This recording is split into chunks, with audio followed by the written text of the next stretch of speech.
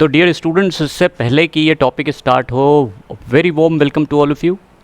तो टॉपिक जानते हो कौन सा स्टार्ट होने जा रहा है? ये टॉपिक कन्वर्जन्स के लिए तुम्हारे लिए बेइंतहा टॉपिक इंपॉर्टेंट होने वाला है। खास करके कौन सा? हेलो एल्केन्स के बारे में हम लोग पढ़ रहे हैं। इससे पहले भी हेलो एल्केन्स के ऊपर कई वीडियोज़ आ चुके हैं। आज जो टॉपिक देखने जा रहे हो वो केमिकल रिएक्शंस को लेके हैं। जानते हो इस टॉपिक का नाम क्या है? इस टॉपिक का नाम है न्यूक्लियोफिलिक सब्स्टिट्यूशन रिएक्शंस। इससे पहले भी पढ़ा है ना? तो ध्यान रखना इससे क्या चीज़ है। आज तुम ये चीज़ें, अगर मान लो तुम्हारा इंटरेस्ट खो गया है, तुम्हारा कॉन्फिडेंस चला गया है, कन्वर्जन से तुम्हें डर लगता है, तुम्हें ये नहीं समझ में आ रहा है कौन सा रिएजेंट कैसे ऐड करेंगे, तो इस टॉपिक के बाद तुम्हारा कॉन्फिडेंस लेवल हायर लेवल पे पहुंचेगा। बहुत ज़्यादा तुम्हें एफिशिएंसी तुम्हारी बढ़ेगी, कंफर्ट लेवल बहुत ज़्यादा बढ़ जाएगा। देखने वाला टॉपिक है, बहुत ही मस्त टॉपिक है। तो इससे पहले स्टार्ट हुई ये टॉपिक, मैं चाहूँगा एक चीज़ समझ लो कि अगर तुम लोगों ने क्या चीज़ नहीं पढ़ी, इसको पढ़ने के लिए दो चीज़ों के लिए ज़रूरी है। एक तो न्यूक्लियोफाइल्स तुम्हें पता हो, सबसे पहली चीज़ तुम्हें ये पता हो कि न्यूक्लियोफाइल्स क्या होते हैं। तो न्यूक्लियोफाइल्स क्या होते हैं इसके बारे में ऑलरेडी वीडियो बन चुका है। पॉज ज़रूर करना, जाके लिंक में देखना। जितने भी लिंक दिए जाएंगे बहुत ही ज़्यादा इंपॉर्टेंट होते हैं, तो उनको ज़रूर पढ़ो, तब जाके तुम्हें हेल्प मिलेगी। इसके लिए दूसरा इंपॉर्टेंट टॉपिक जो आज का टॉपिक है उसमें न्यूक्लियोफिलिक सब्स्टिट्यूशन रिएक्शन है। तो न्यूक्लियोफिलिक सब्स्टिट्यूशन का एक बहुत ही अच्छा एग्जाम्पल होता है SN1 SN2 मैकेनिज्म। अगर नहीं पढ़ा है, हालांकि वो इस टॉपिक में मैं कंसिडर नहीं करूँगा क्योंकि ऑलरेडी ये चीज़ें हो चुकी हैं। टॉपिक फिर से पॉज करना, ऊपर देखना, आई का बटन बना हुआ है, वहाँ जाके क्लिक कर देना और तुम्हें चीज़ें पता चल जाएंगी। तो ज़बरदस्त तैयार हो जाओ, अपनी कॉपी और पेन लेके बैठो, इंपॉर्टेंट नोट्स बनेंगे, बहुत ही इंपॉर्टेंट। तो ध्यान रखो, हम लोग पढ़ने जा रहे हैं न्यूक्लियोफिलिक। अब न्यूक्लियोफिलिक अपने आप में तुम्हें पता है न्यूक्लियोफिलिक होता क्या है, जानते होगे। न्यूक्लियोफिलिक सब्स्टिट्यूशन रिएक्शन बड़ा सिंपल सा, दिखने में बहुत आसान रिएक्शन है भाई, ये बहुत ही आसान है, लेकिन बहुत ज़्यादा क्वेश्चन इससे मिलेंगे। न्यूक्लियोफिलिक सब्स्टिट्यूशन का एक जनरल फॉर्म तुम्हें बताता हूँ। ये मान लो तुमने कोई हेलो एल्केन ले लिया। क्या लिया? Halo alkane. इसके लिए एक और चीज़ ज़रूरी पड़ेगी, वो है इंडक्टिव इफेक्ट। तो अगर इंडक्टिव इफेक्ट नहीं देखा है तब भी लिंक में जाओ, पॉज करो, लिंक दिखेगा, आई का बटन बना हुआ है, वहाँ जाओ, वहाँ इंडक्टिव इफेक्ट। अच्छा, इस रिएक्शंस को पढ़ने के लिए इंडक्टिव इफेक्ट पढ़ना बहुत ज़रूरी है। तो देखो, जनरल परसेप्शन क्या है, मान लो यहाँ पे तुम्हारे पास ये एल्किल हैलाइड है, कोई न्यूक्लियोफाइल हमने ले रखा है। न्यूक्लियोफाइल पे नेगेटिव चार्ज होता है या फिर वो न्यूट्रल होता है। क्या होता है? या तो नेगेटिव चार्ज होगा या फिर वो न्यूट्रल होगा। ये यहाँ से मान लो तुमने स्टार्ट किया, ठीक, यहाँ से तुमने स्टार्ट किया। अब यहाँ से जब तुमने स्टार्ट किया तो एक्स ज़्यादा इलेक्ट्रोनेगेटिव होने की वजह से बॉन्ड को अपनी ओर खींचेगा। एक्स ज़्यादा इलेक्ट्रोनेगेटिव होता है, जितने हेलोजन्स होते हैं वो ज़्यादा इलेक्ट्रोनेगेटिव होते हैं। वो क्या करते हैं? इलेक्ट्रॉन को पुल करते हैं, अपनी तरफ खींचते हैं, जिसकी वजह से एक टाइम आएगा कि ये बॉन्ड ब्रेक करेगा और यहाँ पे आर पे पॉजिटिव चार्ज आ जाएगा, जो कार्बोकटाइन फॉर्मेशन है। इसके बारे में आगे चल के वीडियोस में मिल जाएंगे। और एक्स अपने इलेक्ट्रॉन पेयर लेके अलग हट जाएगा।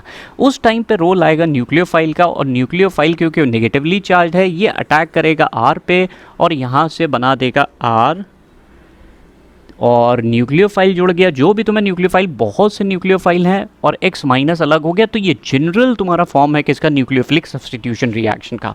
बस इस फॉर्म को याद रखो, बाकी तुम्हारी सारी चीज़ें आसान होने वाली हैं। जितने रिएजेंट बताऊंगा उसमें तो कई तो नेम्ड रिएक्शन है, तो तुम्हारे पास आसानी से वो चीज़ क्लियर हो जाएगी। तो यहाँ तक की बात क्लियर हो गई होगी कि कैसे न्यूक्लियोफिलिक सब्स्टिट्यूशन रिएक्शन होने वाला है। अब देखो, बात यह है कि न्यूक्लियोफिलिक सब्स्टिट्यूशन के लिए तुम्हें दो चीज़ों के लिए ज़रूरी है, सिर्फ दो चीज़ें हो और तुम्हारे पास न्यूक्लियोफाइल तैयार हो जाएगा। वो दो चीज़ें कौन सी हैं?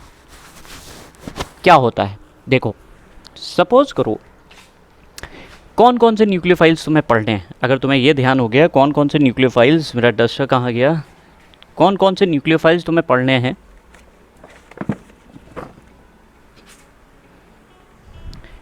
तो देखते हैं। देखो, न्यूक्लियोफाइल्स कौन कौन से हैं। अब यहाँ तक की तो तुम्हें समझ में आ गया कि जनरल जो रिएक्शन है वो ये है कि यहाँ से एक न्यूक्लियोफाइल इंडक्टिव इफेक्ट लगेगा, एक्स अपने इलेक्ट्रॉन्स खींचेगा, अपने साथ इलेक्ट्रॉन्स ले जाएगा और कोई ना कोई न्यूक्लियोफाइल अटैक कर देगा। तो अगर तुम्हारे पास दो चीज़ें हैं, तुम्हें कुछ आइडिया है न्यूक्लियोफाइल्स का, तो फिर समझ लो तुम्हारी ये रिएक्शंस कितनी आसान होने जा रही है। देखो, कुछ जनरल न्यूक्लियोफाइल्स तुम्हारे सामने लिख रहा हूँ, बहुत इंपॉर्टेंट होते हैं। एक सुनना होगा तुमने AgCl, अभी इसकी रिएक्शंस हम लोग करके देख रहे हैं। ये इसके ऊपर क्वेश्चन मिला है तुम्हें। पोटेशियम साइनाइड के ऊपर क्वेश्चन मिला है। ओ आर माइनस बहुत इंपॉर्टेंट, यहाँ से नेम्ड रिएक्शन उठेगी। ओ आर माइनस को हम लोग कहते हैं एल्कोक्साइड आयन। क्या कहते हैं इसे? Alkoxide ion. ये बहुत इंपॉर्टेंट है। फिर अगला इंपॉर्टेंट जो चीज़ है वो है तुम्हारे पास NH3 बड़ा इंपॉर्टेंट है, ठीक है। एक्वस KOH बहुत ज़्यादा इंपॉर्टेंट है। Aqueous KOH, aqueous KOH, aqueous NaOH, कुछ भी बोल दो, ये सब बहुत इंपॉर्टेंट बोले जाते हैं। एक्वस KOH हो गया, एक्वस NaOH हो गया। अभी बताऊंगा इससे क्या चीज़ डेवलप हो रही है। दोनों मिलके OH माइनस आयन देते हैं। वाटर भी एक न्यूक्लियोफाइल की तरह एक्ट करता है, तो इसको भी ले लो। कितने हो गए? कितने आसान होने जा रहे हैं। अच्छा, ये तो अमीन होता है, सेकेंडरी अमीन भी यहाँ पे रिएक्शन देता है। RONH भी हो गया। लिथियम एल्युमिनियम हाइड्राइड भी एक तरह का रिएक्शन शो करेगा। तो अगर ये कंपाउंड नहीं जानते हो, बड़ा इंपॉर्टेंट कंपाउंड होता है लिथियम एल्युमिनियम हाइड्राइड का, ये भी एक रिएक्शन तुम्हारे पास शो करेगा। एक और बड़ा इंपॉर्टेंट रिएक्शन होता है KNO2 AgNO2 का। ये बहुत इंपॉर्टेंट रिएक्शन में से एक है। तो सबसे पहली चीज़ जो हम लोग पढ़ रहे हैं वो पढ़ रहे हैं न्यूक्लियोफिलिक सब्स्टिट्यूशन रिएक्शन। अब न्यूक्लियोफिलिक सब्स्टिट्यूशन रिएक्शन में तुम पाओगे और भी बहुत इंटरेस्टिंग चीज़ें होती है। तो हम एक एक करके रिएक्शन को पिकअप कर रहे हैं। ये 2 पार्ट में रिएक्शंस को करे दे रहे हैं ताकि तुम लोगों की चीज़ें आसान हो जाए। तो सबसे पहले उठाते हैं, क्योंकि सबसे इंपॉर्टेंट जो रिएक्शन है वो एक्वस KOH का है, वो उठा लेते हैं। उससे रिएक्शन क्लियर होगा क्या होता है, क्यों होता है अल्कोहल के रिएक्शन के लिए। जनरली प्रिपरेशन ऑफ अल्कोहल्स, जब अल्कोहल्स की रिएक्शंस चलेंगी तो उसमें एक चीज़ तुम्हें पता चलेगी कि अल्कोहल बनाया कैसे जाता है। तो प्रिपरेशन ऑफ अल्कोहल में भी ये चीज़ पढ़ोगे। तो मान लो तुमने कोई हेलो एल्केन ले लिया, CH3 CH2OH ये लिया, और तुमने यहाँ पे एक्वस KOH, ध्यान रखना एक्वस, क्योंकि अभी तुम्हें एक और टर्म भी सीखना है, एक्वस KOH या फिर एक्वस NaOH। कई बुक्स में तुम पाओगे मॉइस्ट Ag2O भी है। मॉइस्ट Ag2O का मतलब क्या होता है ये समझ लो। मॉइस्ट Ag2O, तो मॉइस्ट Ag2O बेसिकली तुम्हें AgOH बना के देता है। तो यहाँ से भी तुम्हारे पास हाइड्रोक्सिल आयन मिल जाएंगे। एक्वस KOH रिएक्ट कैसे कर रहा है? सॉरी, यहाँ पे अल्कोहल नहीं होगा, यहाँ पे हेलोजन लेकर चल रहे हैं, Cl अपनी आसानी के लिए लेकर चल रहे हैं। अब तुम्हें पता है जनरल जो रिएक्शन देखी, Cl यहाँ से निकल गया Cl माइनस के फॉर्म में। ये तीनों रिएजेंट तुम्हें दे रहे हैं क्या? OH minus ion. ठीक, OH माइनस आयन क्या एक न्यूक्लियोफाइल नहीं है? इस पे नेगेटिव चार्ज है तो ये न्यूक्लियोफाइल है। तो अगर इसके लिए बोल रहे हैं कि न्यूक्लियोफाइल का जाके पॉज करो, आई का बटन होगा उसमें जाके देखो, तो न्यूक्लियोफाइल वो होते हैं जिन पे नेगेटिव चार्ज होता है। Cl यहाँ से निकल गया, तुम्हारे पास बना CH3 CH2, इस पे पॉजिटिव चार्ज आया और OH माइनस आयन अटैक कर देगा। तो तुम्हारे पास जो बना वो बना क्या? CH3 CH2OH। क्या बन नहीं गया? बताओ, इसको रटने की ज़रूरत है? कहीं पे भी रटने की ज़रूरत हो तो बताओ। मज़ा आ रही ना? तो ये टॉपिक इंपॉर्टेंट है। अब दूसरा पार्ट आता है कि यहाँ पे हालांकि प्राइमरी, सेकेंडरी और टर्शरी हेलाइट्स की बात होती है। प्राइमरी, सेकेंडरी और टर्शरी हेलाइट्स, सिंपल सी रिएक्शन है। प्राइमरी, सेकेंडरी और टर्शरी हेलाइट्स की बात हो रही, कैसे रिएक्ट करोगे? जनरल रिएक्शन अभी हम लोग देख रहे हैं, उसके बाद उसकी मैकेनिज्म पे गौर करेंगे कहाँ पे क्या हो रहा है। लेकिन तुम्हारे लिए इतना मोर देन इनफ है। जो हायर लेवल के स्टूडेंट्स हैं उनके लिए फर्दर डिस्कशंस होंगे।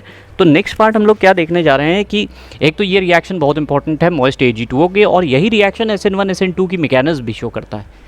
तो अगर SN1 SN2 नहीं देखा है तो पॉज करना, आई का वहाँ पे बटन बना होगा, SN1 SN2 के ऊपर बहुत पहले रिएक्शन एक डाल चुके हैं, उससे पढ़ लो, बहुत हेल्प मिल जाएगी। और SN1 SN2 से तुम्हें क्वेश्चन मिलना ही मिलना है, ये तो ध्यान रख के चलो कि SN1 SN2 से रिएक्शन मिलेगा ही मिलेगा। अब सेकेंड पार्ट आता है, वो हम लोगों को देखना है। एक रिएक्शन अभी तुम्हें बताई कि एक बड़ी इंपॉर्टेंट रिएक्शन होती है, और ये तुम्हारे कोऑर्डिनेशन कंपाउंड में भी ये रिएक्शन इंपॉर्टेंट है। कोऑर्डिनेशन कंपाउंड में अगर तुम देखोगे तो लिगेंड्स के बारे में कहा गया है। खास करके एक टाइप का लिगेंड होता है जिसे कहते हैं एम्बीडेंटेट लिगेंड। नहीं सुना होगा, कोई बात नहीं। तो देखो, अगर मान लो तुम्हारे पास हम एक कंपाउंड ले लें KCN, ध्यान से देखना, बहुत इंपॉर्टेंट रिएक्शन है, कई बार पूछा गया है। कोई अल्किल हैलाइड ले लिया और हमने इसको ट्रीट कर दिया KCN से, पोटेशियम साइनाइड से। अब तुम्हें पता है ये एक आयनिक कंपाउंड होता है। बहुत इंपॉर्टेंट क्वेश्चन है, आयनिक कंपाउंड है। आयनिक कंपाउंड क्या होते हैं? वो कंपाउंड जो आयंस के फॉर्म में टूट जाए। तो ये टूटा K+CN, और कार्बन पे हमेशा नेगेटिव चार्ज होता है साइनाइड में, ये ध्यान रखो। फिर से जनरल रिएक्शन, यहाँ से R पे पॉजिटिव चार्ज आया, X बाहर हो गया, X को अलग कर दो, तो जब X हटेगा तो वो K के साथ रिएक्ट कर जाएगा, KX बन जाएगा। और कार्बन के ऊपर नेगेटिव चार्ज है, नाइट्रोजन पे क्या है, लोन पेयर। दोनों ही एटम्स न्यूक्लियोफाइल की तरह बिहेव करेंगे कि नहीं? तुम्हें पता है न्यूक्लियोफाइल्स वो होते हैं जिन पे या तो नेगेटिव चार्ज हो, यही तो पता है? नहीं पढ़ा? अरे भाई पढ़ तो लो। नेगेटिव चार्ज हो या फिर न्यूट्रल, उस पर लोन पेयर्स हों, वो दोनों ही बिहेव करेंगे एज अ न्यूक्लियोफाइल। तो तुम्हें क्या करना है? क्या यहाँ से कार्बन का अटैक कराएं कि नाइट्रोजन का? या फिर ये न्यूट्रल है और इस पर चार्ज है, जो चार्ज वाला होता है वो ज़्यादा इफेक्टिव बोला जाता है, बढ़िया न्यूक्लियोफाइल, इसलिए अटैक कार्बन के थ्रू होगा और तुम्हारे पास जो कंपाउंड बनेगा एल्काइल साइनाइड। तो देखो दो प्रोडक्ट बने, तो मैं इसको पूरी रिएक्शन को अगर हम लोग सॉल्व कर दें तो हमारे पास दो प्रोडक्ट बन रहे हैं, RCN, और तुमने देख लिया कैसे बने, और साथ में KXX का मतलब कोई भी हेलोजन हो सकता है, क्लोरीन ब्रोमीन, कोई भी एक क्लोराइड ब्रोमाइड कुछ भी हो सकता है। ये एक रिएक्शन है।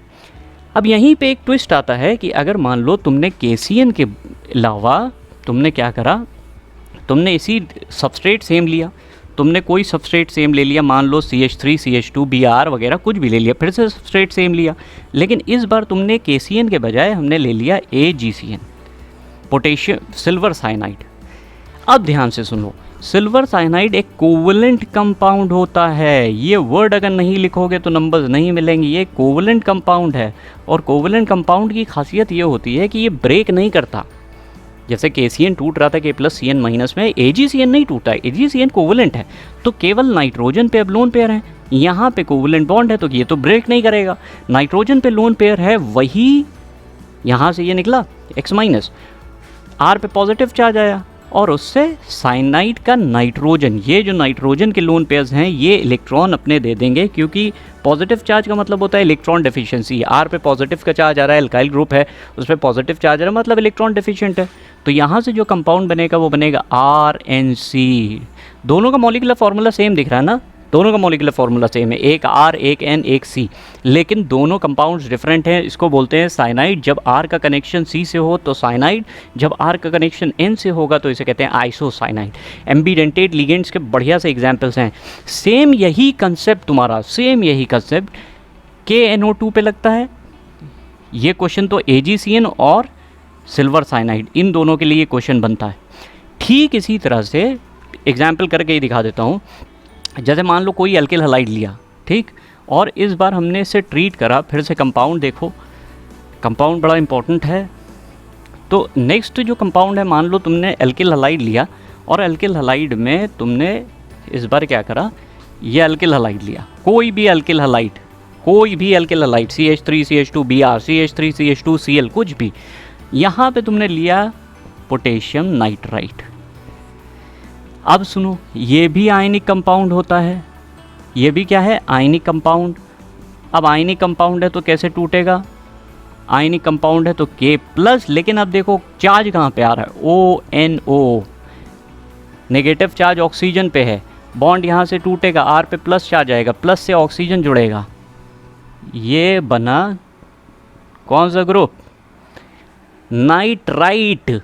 नाइट्राइट इसे कहते हैं जब ONO R का कनेक्शन O से होता है। ठीक इसी तरह से पहले इस एग्जाम्पल को देखो, मान लो तुमने यहाँ पे AgNO2 लिया। अब AgNO2 लिया तो ये कोवलेंट कंपाउंड है, यहाँ पे केवल नाइट्रोजन पे लोन पेयर हैं जो कनेक्शन शो कर सकते हैं। तो यहाँ से बॉन्ड टूटेगा, R पे पॉजिटिव चार्ज आएगा, उसको लोन पेयर जाके अपने इलेक्ट्रॉन पेयर ट्रांसफ़र करेगा। बॉन्डिंग जो होगी, मतलब positive charge electron deficient, electron sufficient bond बना, लेकिन जो बॉन्ड बना वो बना किससे, नाइट्रोजन के थ्रू।